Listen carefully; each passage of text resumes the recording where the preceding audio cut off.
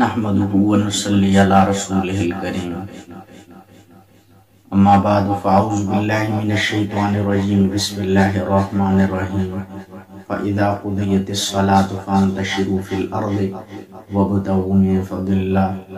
واذكروا الله كثيرا لعلكم تفلحون۔ اس سے پہلے جو میں نے آپ کے سامنے ہمارا درس ہوا تھا تو وہ نماز جمعہ اور جمعہ کے دن کی جو فضیلت ہے تو اس متعلق جو احادیث تھی، یعنی گویا کہ جمعہ کی اور نماز جمعہ کی فضیلت جو احادیث کی روشنی میں تھی وہ آپ کے سامنے رکھی تھی، اور آج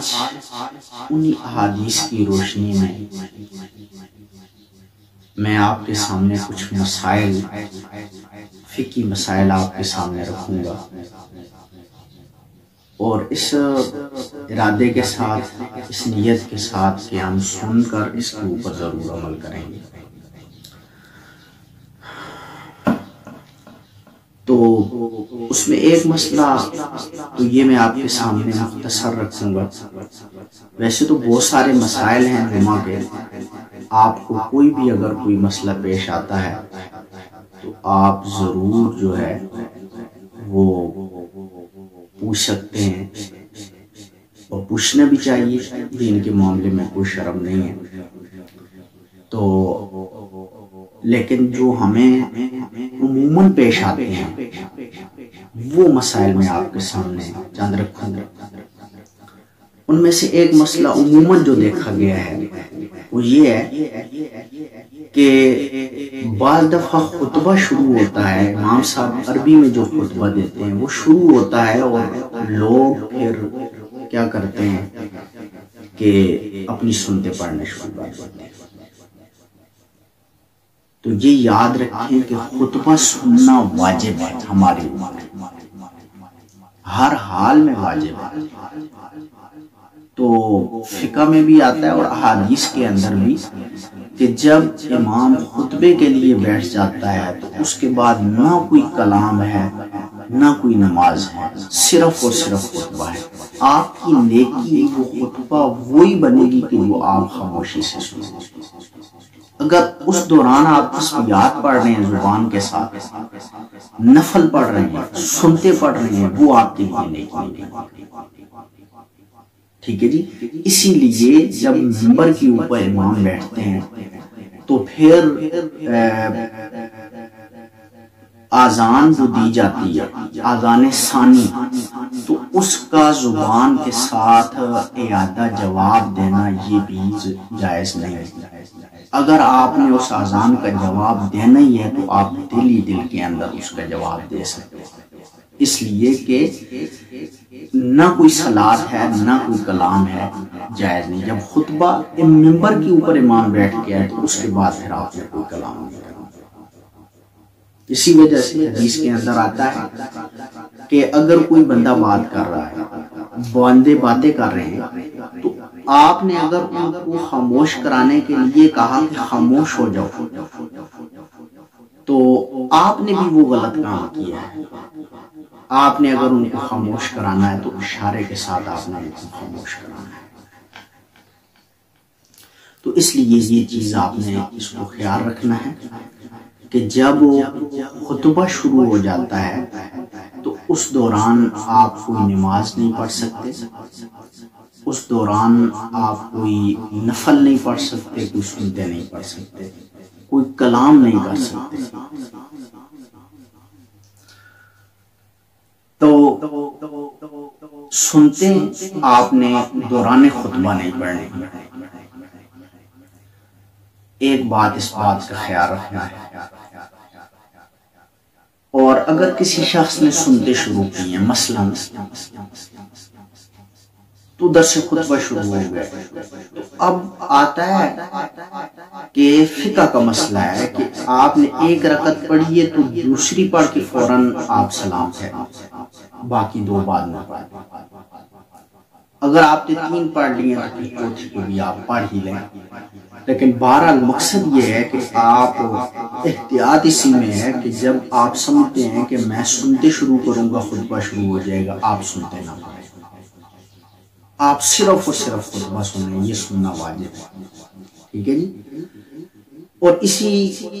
کی نسبت سے ایک مسئلہ وہ یہ ہے کہ جب خطبے کے دوران اگر یہ آیت آتی ہے یا ایھا الذین آمنوا صلوا علیہ وسلم تسلیما، تو اس دوران بعض لوگ بلند آواز سے درود پڑھنا شروع کر دیتے ہیں،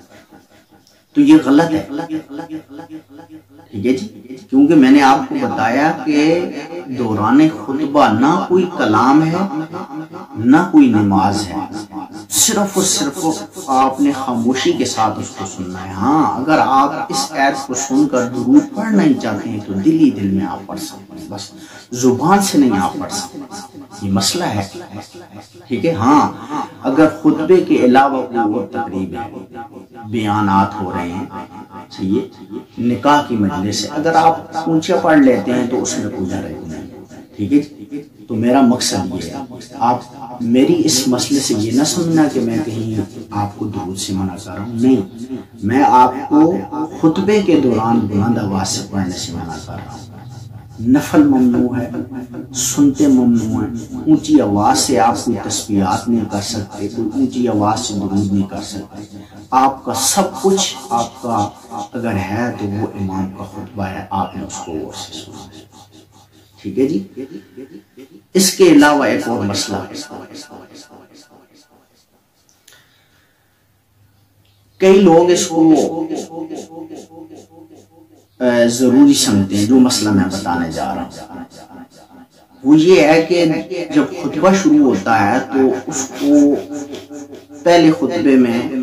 دونوں ہاتھ رانوں کے اوپر رکھتے ہیں، جس طرح نماز میں ہم رکھتے ہیں اتحیات کی صورت میں، اور جب دوسرا خطبہ شروع ہوتا ہے تو باندھ لیتے ہیں، ٹھیک ہے جی، یا پہلے خطبے میں باندھ لیتے ہیں اور دوسرے خطبے میں اتحیات کی صورت میں وہ بیٹھتے ہیں۔ تو اب اس متعلق آپ مسئلہ سنیں، شرعاً یہ کوئی چیز نہیں ہے کہ آپ پہلے خطبے میں ہاتھ باندھ لیں بیٹھتے ہوئے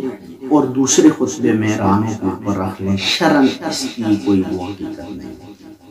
اگر انسان اس کو کوئی سمجھتا ہے کہ یہ شرعی کوئی مسئلہ ہے تو وہ ایک دین میں نیا کام کر رہا ہے، وہ ایک بدعت کر رہا ہے، اگر اس کو لازمی سمجھتا ہے، ٹھیک ہے، تو یہ شرعاً یہ چیز نہیں ہے۔ خطبے میں جس طرح چاہے بیٹھ سکتا ہے، ٹھیک ہے جی، اس کی اپنی مرضی ہے، لیکن اس نے جس طرح مرضی بیٹھنا ہے بیٹھے، لیکن دوران میں بات نہیں کرنی اور دھیان سے خاموشی کے ساتھ اس دوران کو سننا۔ ہاں اب یہ جو بات میں بتانے جا رہا ہوں، جس طرح اتحیات کی صورت میں بیٹھتے ہیں، دوران خطبہ بھی بیٹھنا جائز ہے،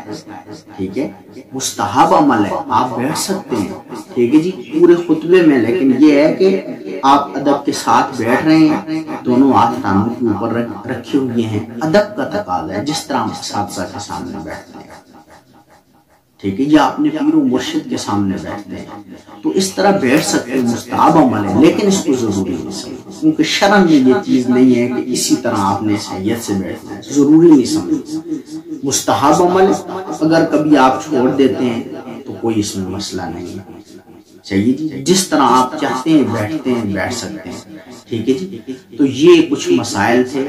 جو آج میں نے آپ کے سامنے، وہ ضروری جو ہمارے ساتھ پیش آتے رہتے ہیں وہ میں نے آپ کے سامنے رکھے ہیں، اور بھی اگر کوئی مسئلہ مسائل آتا ہے تو آپ مجھ سے یا دیگر کوئی بھی مقامی علماء ہیں، آپ ان سے اس متعلق رجوع کر سکتے ہیں۔ اللہ تعالیٰ ہمیں عمل کی توفیق عطا فرمائے۔